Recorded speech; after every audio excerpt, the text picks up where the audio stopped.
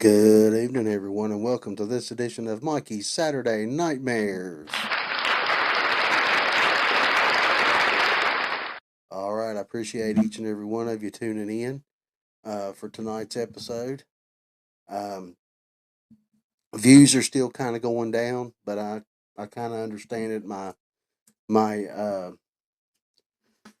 timing on putting out these videos has not been the best, and I apologize for that greatly. I've got a couple of side projects going on, and it's kind of interfering a little bit until we get that situated and get it set up. And I will let you know, definitely let you know about those side projects once I get them going really good. Now, on today's episode, we're going to talk about a little horror film that came out on May 5th of 1978. And it was directed by a Gus Triconis, I think is how you say his name. And he was responsible for directing such films as Take This Job and Shove It from 1981. Take this job and shove it. I ain't working here no more.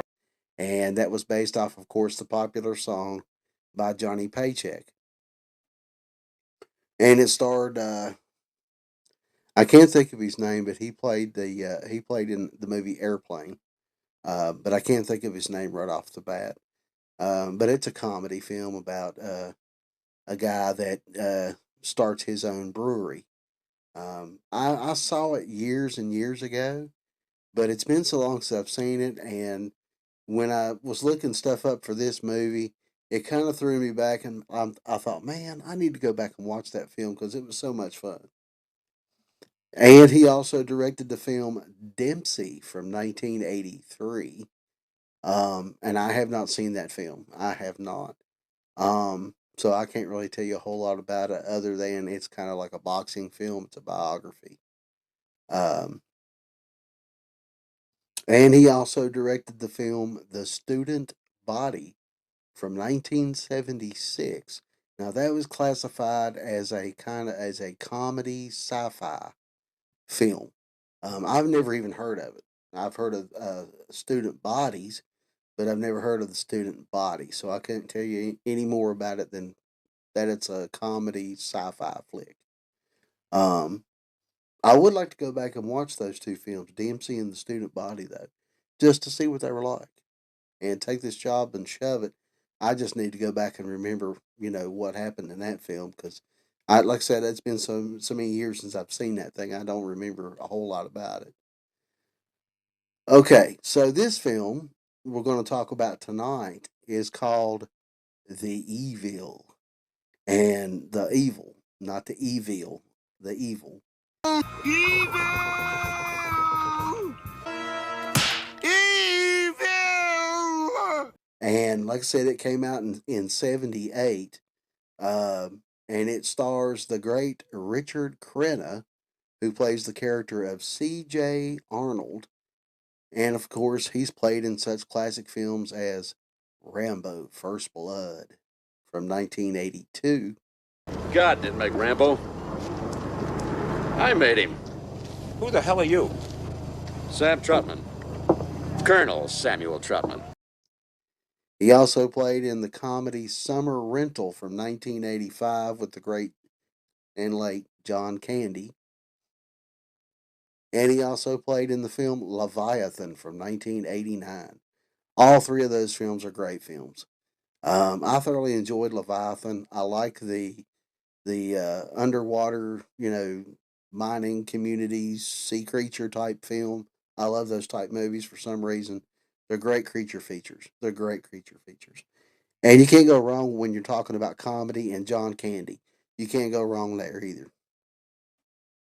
And of course, First Blood, Rambo First Blood is an iconic film. The film also stars Joanna Patet, who plays Dr. Carolyn Arnold, and she's also played in such films as Casino Royale from 1967. Mother, you're driving me mad. Well, you haven't got far to go. And then from there on, she mainly did TV shows. She played in a episode of The Fall Guy in 1984.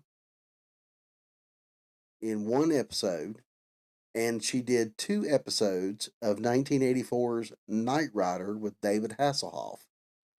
Um, Now, I'm pretty sure I've seen her in both The Fall Guy and Knight Rider because I'm a big fan of those shows. So I've seen her in there somewhere. Casino Royale, I have not seen that film.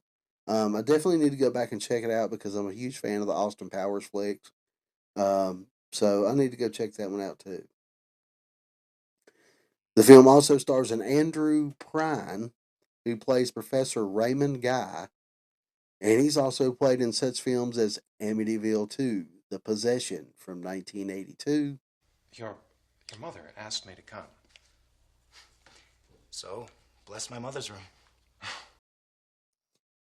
He also played he has an uncredited role in 2002 for the film Sweet Home Alabama with Reese Witherspoon and Fred Ward. And she also played in 2012 Rob Zombie's Lords of Salem. Now, I liked Amityville 2, The Possession, and I liked Sweet Home Alabama. The Lords of Salem, I never watched, and there's a reason why I never watched that film. I watched House of a Thousand Corpses, Rob Zombie. It was okay. It was a little weird for my taste, but it was okay. I never watched the Devil's Rejects. Never watched those films, so I don't know anything about those films. But when he directed the Halloween films, the first one was good. The second one was, to me, was pure crap. I'm sorry. That's just my opinion. They went way beyond my comprehension, I guess you could say. They were really strange, really weird type films. So I didn't like those. So to watch a Rob Zombie film, no, I just it's not in me to do it. Depending on what it is, of course. I think he should have just stuck to making music because I really love his music. But as far as his director stuff, I'm not a big fan. Not a big fan. And I may get some slack for that, and that's okay. But in my opinion, he's just not a great director. Not a great director at all. Okay, so this film had a budget of $700,000, and which is not very big. Maybe big for 1978, considering the time period. The plot for the film is a doctor buys a Civil War era dilapidated mansion and hires a few of friends to help fix it up. But the mansion hides a deadly secret. All right, so let's go ahead and check out the trailer for The Evil, starring Richard Crenna. Roll it. Nobody ever suspected what ancient terror slept beneath the Vargas house. Stories get started about any old house that's been vacant for a while. What kind of stories? Oh, just stories. Just old wives' tales. Look out! Terror that turns laughter into screams. And loving pets into killers. Jay. For the house belongs to the evil. Disturb not he who is here held in chains. This house.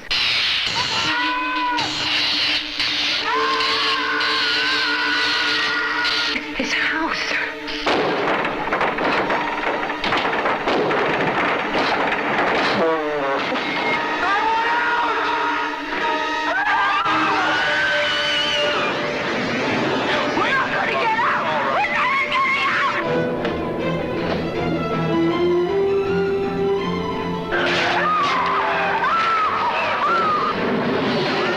By the time you run, there is no escape. When you think you're free, you might be dead. By the time you learn the truth, You can't do this! It may be too late.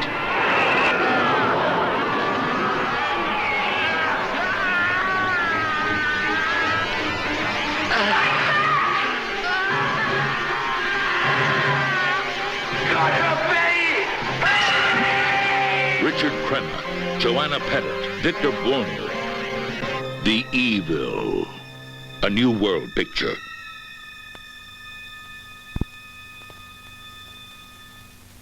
All right, that was the trailer for The Evil from 1978.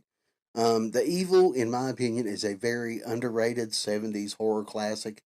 Um, the story was unique for haunted house film, and the movie takes things to the root of all evil, which is often overlooked in these movies. The movie features the always entertaining Richard Crenna, who plays Professor C.J. Arnold, a likable shrink who seeks help from former students and patients to help clean up the mansion. There are a lot of typical campy under reactions to what would normally scare the hell out of anyone when the paranormal events begin to unfold. Um, there's a lot of stuff in there that would scare the hell out of a normal person, but a lot of the characters in this film just they don't react the way they should to it, and that kind of lends to the campiness of the film, I think. Crenna excels to entertain and delivers a solid performance as he always does. The special effects in this film are very, very effective and quite good for 1978, especially the ghost effects, which are good even by today's standards. Um, Richard Crenna's always been an amazing actor, no matter what role he's in. Even in comedy films, he does excellent in comedy films. I mean, I think he was in Hot Shots. He was in one of the Hot Shot films. I can't remember if it was one or two. He was fantastic in comedy films. He was fantastic in Sweet Home Alabama. Uh, or not Sweet Home Alabama. I'm sorry. In the Hot Shots films, he was fantastic in those. And the special effects, yeah, they're dated, but they're very well done, even by today's standards. You can tell that they're more, they look more realistic because they're not CGI, of course. And I applaud that. I applaud that very much. The fashion, naturally the film looks dated. The fashion, the hair, um, just the cars, even the slapping of a woman's face to calm her down is classic in those films. One character turns out to be the practical Joker, much to his victim's annoyance. We got to see many more of these turning up in slasher films from the 1980s. There was always somebody in those films that was a practical Joker. I mean, you had Slaughter High, you had all the kids that picked on Marty, they were all practical Jokers. You had Shelley from Friday the 13th, Part 3. He was a practical Joker. These people just kept popping up in 80s horror films. And it kind of it helped solidify a little comic tone when it needed to be added to the film.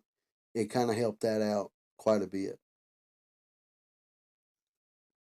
While the film constructs an ominously nightmarish stranglehold and grows claustrophobic, the ending for me left a lot to be desired. But the appearance of Victor Bono in the ending scene does at least serve as something of a curiosity. All in all, this isn't the type of film you watch for intellectual content or superbly written dialogue, but it will give sheer thrills, bloodshed, and uncanny ambiance you won't regret viewing. The ending of the film, I hate to spoil the ending, but when Victor Bono shows up at the end of the film takes a turn and it just, I don't know, I didn't like the ending of the film. They could have done something completely different that would have made it a little bit more, a little bit more horror. Um, Not that the ending of the film was funny by any means. It was just a weird ending to a film. And we've seen a lot of those over the years, weird endings, endings that shouldn't have been, that kind of thing. But this one just, I don't know. I enjoyed the whole film up to that point, to the end. But to me, it just didn't make any sense to have the ending that it did. Um, yeah, it kind of you explained who the villain was in the film or what was causing all the issues with the house, but it could have been done just so much better than what it was. But beyond that, this film is perfect if you want to watch a good haunted house movie, much like Amityville Horror, and all the other haunted house films that came out back in that day. This is one of the great ones. One of the great ones. Um, like I said, Richard Crenna is fantastic in this film. Um, Joanna Patet, she's amazing. Um, like I said, I haven't seen her in Casino Royale, but I'm definitely going to give it a watch. She was a very beautiful woman, um, and she carried herself very, very well. Even in this film and in what I've seen her in Knight Rider and the night and Fall Guy.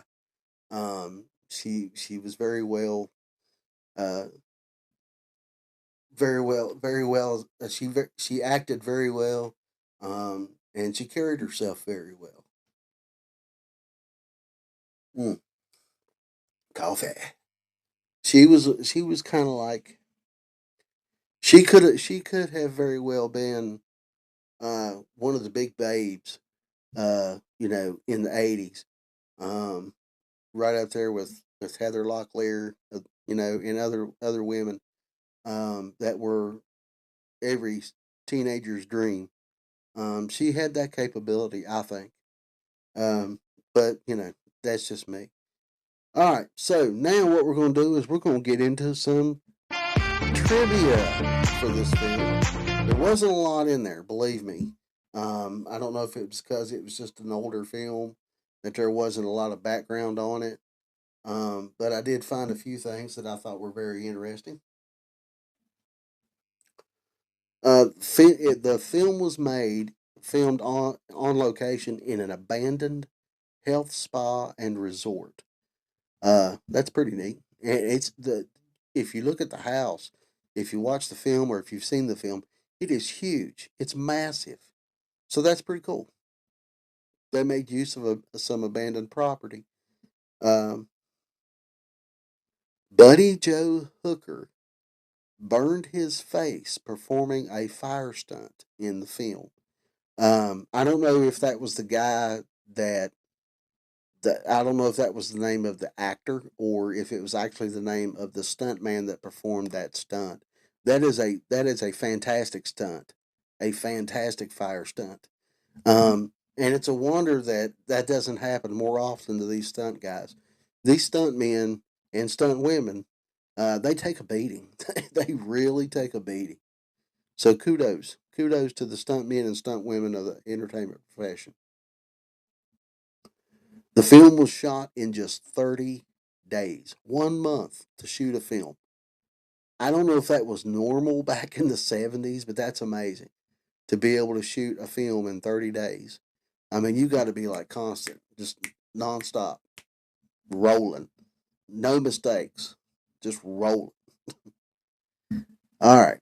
The sound effect of the demon was lifted from an earlier Spanish film called The Sound of Horror, starring Ingrid Pitt. I've never heard of that film. I've never heard of that film. But that is an eerie sound effect that they put in there. Very eerie. Let's see. Okay, the second time Kaiser, which is the dog in the film, attacks Mary, played by Cassie Yates, as Kaiser chases her down the hallway. You can distinctly and clearly hear a Star Wars TIE fighter. Huh. the exact same sound effect is heard a second time later in the film. That's I need to go back and watch that film just for that. Just for that. I mean, I'm not a humongous Star Wars fan, but yes, I love Star Wars, but I'm not a humongous fan. But to hear that kind of effect was in this film, and I've watched this film several times and never picked up on it. That blows my mind. That blows my mind. Let's see. Some prints of the movie completely omitted the appearance of Victor Bono as the devil at the end. Um, Spoiler alert, I should have said that beforehand. Um, that ending to that film is I would love to see a print of the film where it completely omitted that out of the ending, just to see what they ended up with. That could be pretty cool. I might like it better than what I did with this ending. Um, who knows? All right, Victor Bono's white suit that he wore in the film cost $1,000. That's pretty expensive for just a suit. Of course, I don't know. I don't buy suits. I don't wear suits. When I go to like special occasions or things like that, I wear a dress shirt and blue jeans. Don't need a suit. I mean, I might wear a tie, but it's rare to see me wearing a tie. I guarantee you that. And finally, writer Donald Thompson wrote the antagonist as simply a demonic force. But the producers stepped in and wanted the protagonists to face the devil himself for the ending. Um, no, I would have rather they stuck with just it being a demonic force and found some way to stop it, uh, rather than stick with like I said, stick with the ending that we got. It did nothing for me as far as the film goes. Um, excuse me. Mm. Um, I like the film. Don't get me wrong. I love the film. Sorry about that. I love the film. I hated the ending. Hated the ending. I mean, it was like watching The Mist all over. No, not The Mist. Automation Transfusion. It was like watching that movie all over again. And I will never watch that movie again. If you know, you know. Um, the whole film was great, though. The whole film was great. The ending just left a lot to be desired, as far as the way it went. But if you have not seen this film, mm, pardon me, if you have not seen this film, definitely check this film out. It is a classic Richard Crenna film. He's fantastic. The whole cast is fantastic. In all honesty, um, I'm just not a fan of the ending. Um, I do a lot of films on here that I actually love, that I enjoy watching. And this one is one of those where I'm kind of on the borderline with it. I mean, I enjoyed the film. Don't get me wrong. The first half of the film is fantastic. I enjoyed it, but the ending just ruined it for me. I don't know. The ending just ruined the most of the film for me. I wish they would have done something different, in my opinion. But it's definitely worth a watch if you haven't seen it before. If you're a fan of Richard Crenna or Joanna Patet, or even Andrew Prine. I mean, Andrew Prine is fantastic in this film. So it's definitely worth checking out. Let me know down in the comment section below what you thought of this film after you've watched it, or if you've already seen it and remember it. Were you a fan of the ending of it? Because I wasn't. But coming up next week, uh, I'm serious, folks. I keep telling y'all and telling y'all and telling y'all that I'm going to be, doing videos on Wednesday and Saturday. I am going to do my damnedest to get back on track with this stuff. I love making these videos, and if I'm going to do it, uh, I have to be spot on with it. I have to do it. So I will be back Wednesday with a classic movie buffet theater. I got a good one lined up for you, I think. Um, it's a classic, in my opinion. And then I'll be back next Saturday with another Mikey Saturday Nightmares. So until then, I will see you guys on Wednesday. Bye bye.